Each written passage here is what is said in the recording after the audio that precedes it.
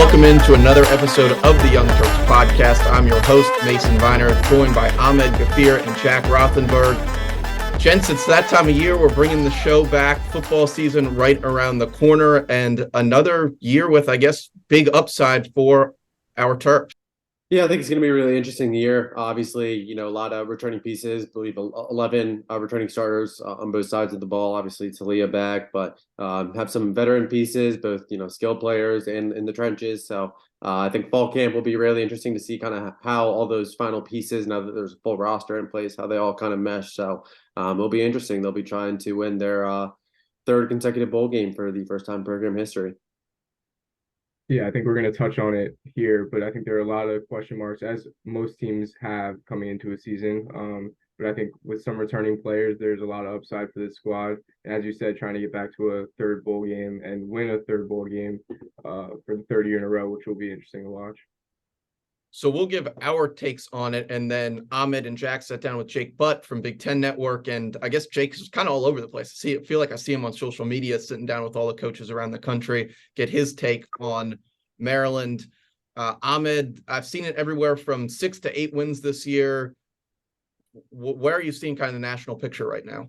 Yeah, I think, I think Maryland has a favorable non-conference schedule. I think obviously they do benefit from having, Penn State, Michigan at home. Obviously, if they face Ohio State on the road, which is never an easy place to play. But I think Maryland does have some advantages to their schedule. Obviously, I think, I talked about it with Jake Butt actually, but I think that Michigan State game on the road, I think that might be that first real test where we kind of see, what this Maryland team is made of. And I think, either Michigan State's a winnable team, but, it's a road game. And historically, Maryland has, I think they've gotten better, but, just gradually kind of need to take that next step. But I think it's a safe bet. Obviously, I think, like you said, the line's kind of around that 7.5 mark. I think it's obviously a safe bet to, I would put my money on Maryland to get a bowl game. And I think, an 8-win season, especially considering a bowl, I definitely think that's within realm of possibility.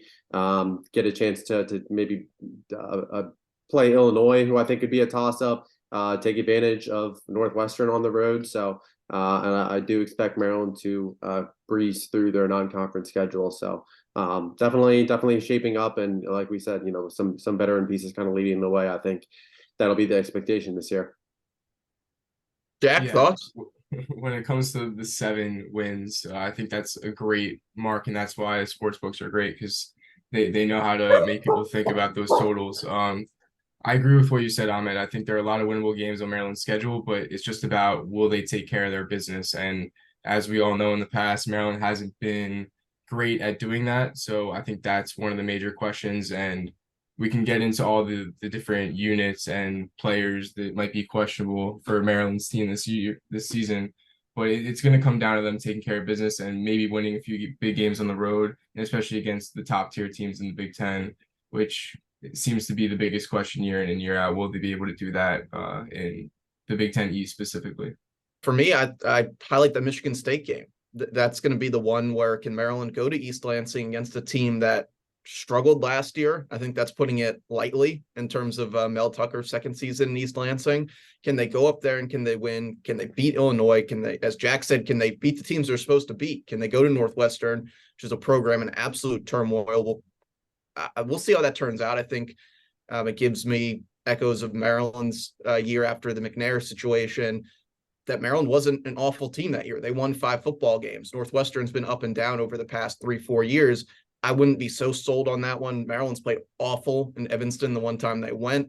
They've never really been that good against Northwestern, even going back to last year where the Wildcats were bad. That game went all the way down to, was it a failed Hail Mary attempt at the end to tie it up? Yeah, it was not. I think it was. Yeah, and I think Jake Funk was the one that ended up winning it, I believe, in overtime as well. But yeah, it was a pretty ugly game. Yeah, so Maryland has just struggled against some of these teams from the Big Ten West, and they're going to have to win those games. Some far away from CQ Stadium, where Maryland's been decent. I would say at this point they've been awful on the road, is what comes to mind. And you hit on it already. Offensive line, your big question mark. That's where on the road you need those guys to be consistent. Same thing goes for the defensive line, where we'll see a lot of new faces. Yeah, and obviously I think the Nebraska game, I think, is kind of just kind of a real toss up. You just really don't know what to expect out of the Nebraska team, especially that late in the season and whatnot. So I think that'll be another intriguing one for Maryland. I was telling Jake, I thought that could be a candidate for the high scoring game in Big Ten play this year. Yeah, going around to some of those units, we've talked about the offensive line, but I'm at a spot where I think there's been a lot of hype, but also a lot of question marks. Let's start off with the defensive line. It seems like the transfers making some big impacts, especially Jordan Phillips. Yeah, I think Jordan Phillips, Maryland updated their roster, listed at 311. I think he's going to be a guy. Obviously, the defensive line, they returned two guys, and Tommy King Basote and Tyzay Johnson. I think Tommy A, I think he's going to be another guy who Maryland fans kind of saw glimpses of him. He was in the rotation his first 2 years, and I think this is going to be the year where he goes in that big role. But Phillips is a guy who moves really well for that 311 pounds. And, I mentioned it inside the black and gold ever since he enrolled in January, but he's been, in terms of the weight room, in terms of conditioning, in terms of hosting players on unofficials, and just being kind of like an ambassador for the program. Every person you talk to about Jordan Phillips has nothing but good things to say. So especially for a unit where Maryland has really taken strides year after year under Loxley and Brian Williams.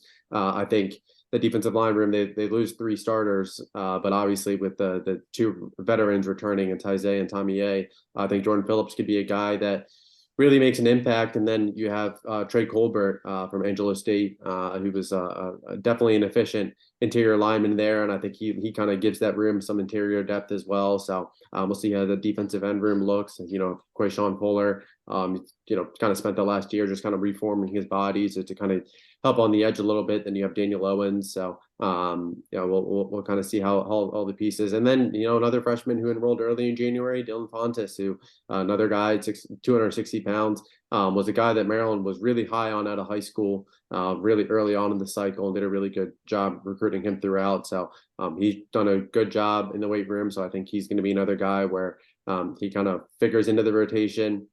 We were talking about it off the air, but I think last year, there were only 5 or 6 freshmen that ended up using that red shirt, with a couple of those guys being linemen. But I could see maybe Levon Johnson, maybe him being a candidate to red shirt, just kind of given with him coming in later. But I think a lot of these guys, you'll kind of see them playing. So I think there's some quiet confidence up front. Now it'll be how they all put it together in Big Ten play. Yeah, and for me, looking at it, it would just love to see either Mosiah Nasili Kite stick around or Henry Chibuzi, just one more player that's played for this unit, gone through a Big Ten season or two, that would really solidify things up front. Yeah, I like it. I like the returning across the board, but it's just two more guys. I think you could really say it's a real strength of the team, instead relying on, even if Jordan Phillips looks great, a guy who didn't really get on the field at Tennessee, to come in and play in the full Big Ten year. It almost signs you up to be that classic. Like, Maryland will be great for 5 games. They'll get beat up going into the Big Ten schedule, and then they're going to have to pull that game out at Northwestern, or they're going to look weak at Nebraska just because they're so beaten up by that point. Yeah, I mean, depth is, and I think that's kind of concern. I think on both sides of the trenches, really. So that's definitely a concern. I'd say there's kind of some confidence, kind of the 2 deep and kind of how that shakes out. But I do think that we'll see some rotation to lots to kind of get these young pieces season up, maybe going into that late October, November stretch. Flipping sides of the ball, offensive line, this one complete change after last year. A lot of constants for Maryland over the last couple of years, and looking down the list, and not many names that I think your average Maryland fan would realize. Yeah, the only returning guy is DJ Glaze. They signed Gottlieb Edzi, who's another tackle from Frostburg State out of the portal. They signed Corey Bullock, a guard who should take over at right guard from NC Central. Mike Purcell, who transferred in from Elon, though technically was from Duke. He transferred from Elon to Duke back in January in hopes of winning the starting job for center. Duke, they had a couple of veterans that did end up winning the starting job, so they hit the portal after spring ball, or at the end, or close to the end of spring ball. Purcell was among those guys, so he comes to College Park. He and Eric Harris will probably battle it out in fall camp for that starting job. But as of right now, I think Purcell will be that guy. Just brings a lot of experience to the room. Left guard is going to be the biggest question. Kyle Long, Emilio Moran, both of those guys kind of mixed in. Marcus Dumerville found himself at guard, at tackle at times, as Maryland tried to mix and match to see, what units were kind of most efficient, what would look best. So I think, we'll continue to kind of see Moran and Long kind of battle it out at left guard. So we'll see how it looks, but definitely a lot of new pieces, some veteran pieces, obviously Gotti, Ayedzi, and Corey Bullock, DJ Glaze, all of those guys come into College Park starting 10 plus games, with DJ Glaze starting the last 26 games for Maryland. So, not a lot of familiarity. And I think the spring, like I said, it was all about trying to figure out and kind of get acclimated, get used to the unit, to get new guys in the room. So I think fall camp is going to be all about, building that chemistry into that week 1 matchup against Towson. Yeah, Jack, looking at the roster, what's your surprise unit? Who sticks out to you? Yeah, the surprise unit, I guess, probably I'd say the wide receiver unit. I don't think that no one's gonna wow you on paper. There was a lot of turnover from last year. Obviously, 3 guys went to the draft. But my eyes on Tyrese Chambers entering this season. I think he's a transfer in coming from FIU. He didn't have a great junior season, but in his sophomore year, he averaged 23.9 yards a catch, so he can definitely make big plays. And he's not gonna be with his speed or his size, but his positioning is great, and that's how he makes his plays. So I think with all the departures that Maryland saw last season in the wide receiver room, there's definitely a chance for opportunity and chance for volume. And Leah's going to need a go-to guy, and I think that could be Tyrese Chambers in this upcoming season. Yeah, looking at that wide receiver room, one thing that I would love to see this year over last year is maybe not so much wide receiver as committee. Get guys that are hot, feed them the ball. They still have big playmakers. Maybe they're less proven than they were last year, but I would love to see Loxley and crew in the change in the offensive coaching staff find bell cow guys. They kind of found it with Roman Hemby at the end of the year. I would compare it the same to the wide receiver. Ahmed, what do you think? Yeah, I mean, I think, we talked about, obviously, Maryland, I think the offense will really just go as far as the offensive line will take them. But I think, Maryland will have a chance to, go 4 wide, and you have Caden Prather, who's that big bodied, long that deep threat. You have Deshaun Jones, who personally, I'm not sure what type of routes that he can't do, how he can't be efficient for Maryland. I think even last year, I mean, for him to lead Maryland's wide receivers, tight ends, and receiving yards, even with the 3 NFL receivers, I think it's just kind of a testament to just kind of how good he is. And so I expect big things out of him. Tyrese Chambers, I think he's going to be another guy, like Jack mentioned. I think he's going to be another efficient guy who helps Maryland move to 6 a little bit. And then you have Octavian Smith, another freshman, and Braden Wazowski. Both those guys put him in the slot a little bit. So I think that there's just a lot of pieces in that wide receiver room, even with the turnover, where they can kind of complement each other, and they can kind of make the force defenses to play honest. And then,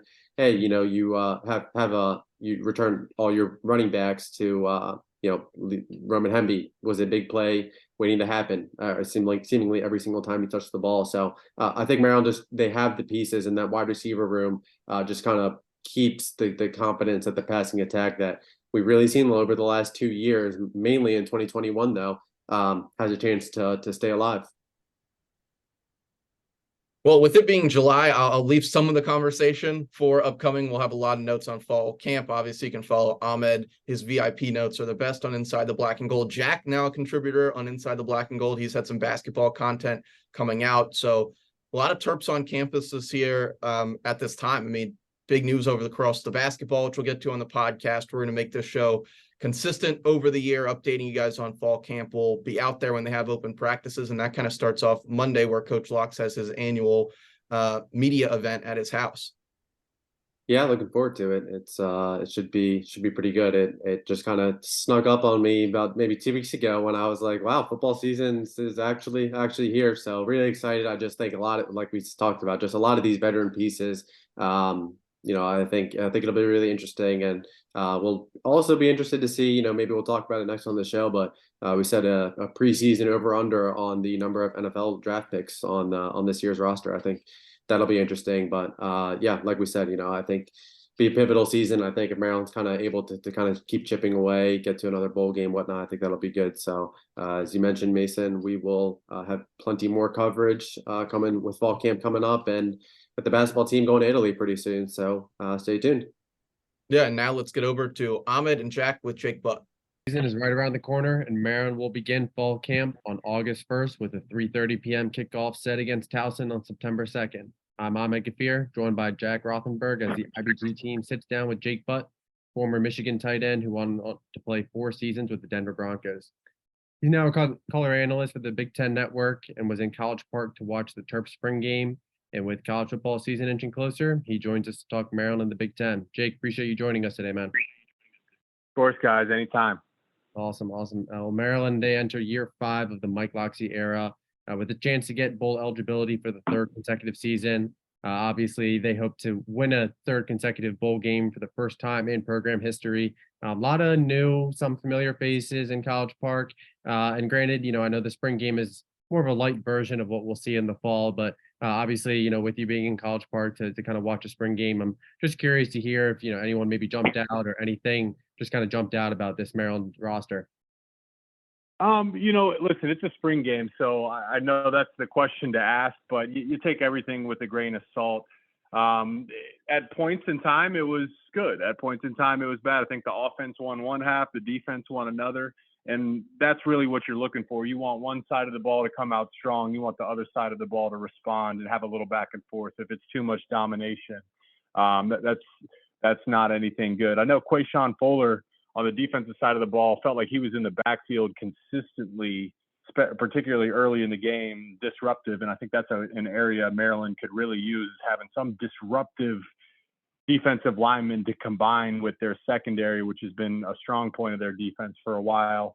And then on the offensive side of the ball, you got Tyrese Chambers, you got Caden Prather, Deshaun Jones is back, Ty Felton. So they Octavian Smith Jr. and we know Locksley and Josh Gaddis.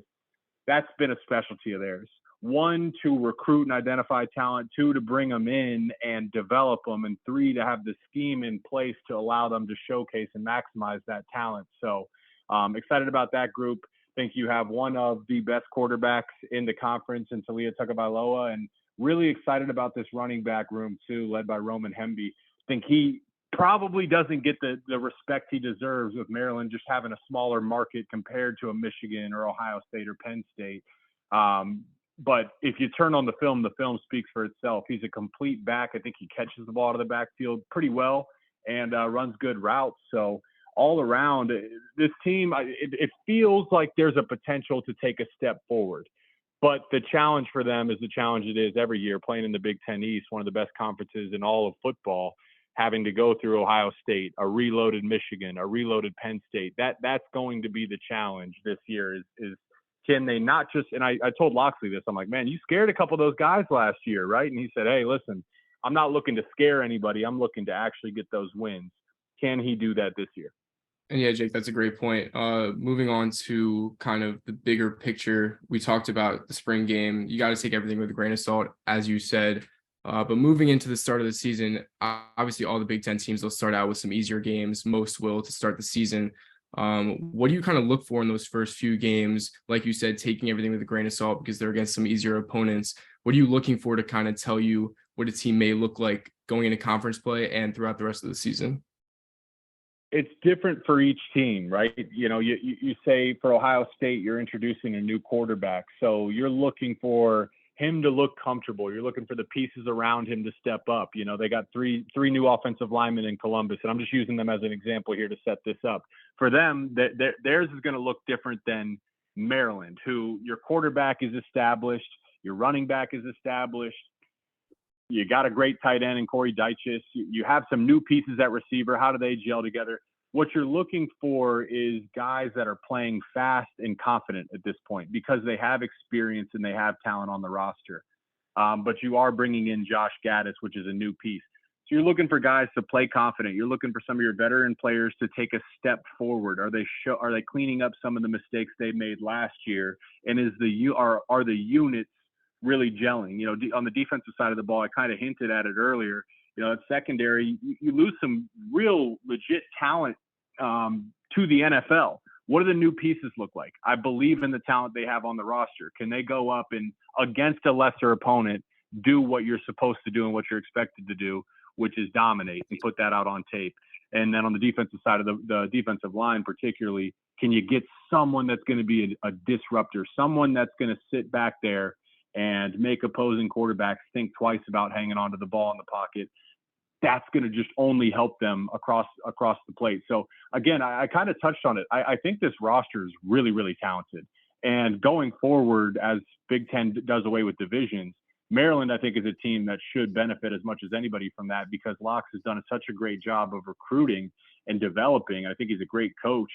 So once they do away with divisions, it's going to be a wide open race. But this is a roster that can absolutely, I think, getting back to a bowl game is the floor for this team. Can you get to 8, 9, maybe even can you get to 10 wins? That would be a hyper successful season. Yeah, and Jake, you'd kind of touched on that. I think obviously with Maryland, they do bring in a lot of familiar pieces, like you said. Obviously having Talia back, I mean, I think from any Maryland fan perspective, before Loxley got there, I think first thing they always talked about was just having a consistent quarterback. And Talia, I think he's proven that he's able to win in the Big Ten. The biggest question will still be, like you had mentioned, can they beat the big dogs? They return Roman Hemby and they return their entire running back room to kind of help create a more balanced approach. They brought in some pieces on the defensive side of the ball to play some outgoing NFL talent. So I think the biggest question is, like you said, a bowl game, getting back there is the floor. But I think every Maryland fan, they're curious to see, if they're able to knock off one of the big dogs. They'll get Penn State, they'll get Michigan at home this year, and they'll travel to Ohio State, where obviously, like you had said, they gave Ohio State quite a scare last year at home. So I am curious, they were in the game with Michigan as well, Michigan, right? Yeah. Like, they were right there. Yeah. I think they ended up being one of 2 teams last year to stay within 1 score of Michigan all season. Yeah. So yeah, like you said, I mean, they came close, and I think Maryland fans, they see that, and they see that's a sign of progress, of growth. But close doesn't always cut it. So do you think that Maryland can they take advantage of one of these, Penn State and Michigan at home this year? Well, let's just look at it here.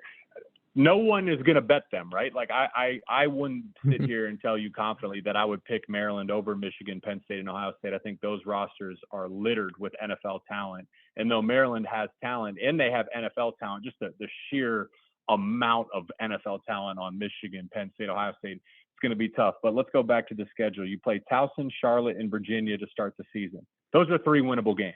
Right, you can sit here as it stands right now saying, "Hey, we got a really good chance to be 3-0 getting into conference play," and then you're on the road at Michigan State. That's been you typically in this conversation. It's Michigan, Penn State, Ohio State, and Michigan State, right? It's the Big Four. But Michigan State struggled last year, and as I look at their roster, I think they have more question marks than Maryland does right now. That is a winnable road game to open the conference. So let's just say it goes in place. You're 3-0, you're playing confident, you're on the road at Michigan State, 3:30 Eastern kickoff. That's a winnable game. And I think that is going to be a huge telltale for how this season's going to go for Maryland. If you can go on the road and beat Michigan State, a team that you've struggled with historically as part of that Big Four in the East, now all of a sudden you're 4-0 playing Indiana, a game I'd expect Maryland to be favored in. You're 5-0 at that point. If this can go well, I think these first 5 weeks will show a lot. Now you're 5-0 going on the road in Columbus. It's going to be tough. That's not going to be easy. But look, you had them up against the ropes in the 4th quarter last year. We have to see how Kyle McCord or whoever it is under center in Columbus is going to perform. We have to see how the O-line looks, losing 3 guys that went in the top 3 rounds at the next level. I expect their defense to be better with Jim Knowles. It's not going to be an easy game, but even what you really want to do in this one at a minimum is to be 5-0 going to Columbus and play a very competitive game against Ohio State. Because at that point, you could say, even if you lose, there's no moral victories, but you're 5-1. You just went up against one of the Titans in college football. Many have them go into the playoffs this year. That's a huge confidence builder. And even if you lose, you're 5-1 with a really good loss on your record, then playing Illinois and Northwestern. And You just don't expect Northwestern with everything going on to be good this year. Illinois, I think, will. But you could look at this and say, hey, you could be 7-1 or 6-2 going down to the last 4 games of your season. So that's the way I'm looking at it. Before we talk about Ohio State, Penn State, Michigan, those first 5 weeks, I think we could have another one of these phone calls and be able to accurately predict, do they have a realistic chance at this? And don't forget, especially going back to that Michigan game last season, that was on the road up in Ann Arbor. Yep. They played that game well, and I love what you said, Jake, about how they're not going to be favored in any one of those games. No one, would think, would throw their money at Maryland going into those games, but I kind of like that for Maryland. They're going to be playing with house money as the underdog. I think that's when they can go and pull off one of those upsets, which all these Maryland fans want to see. Yeah. And Jake, I know you're a little bit of a betting man. I saw on your Instagram you were throwing some Super Bowl picks at your followers. A bunch of sports books have Maryland's total wins at around 7.5. If you were to have to throw your money at that, would you take the over or you take the under, as you were talking through all those games that Maryland has on the schedule?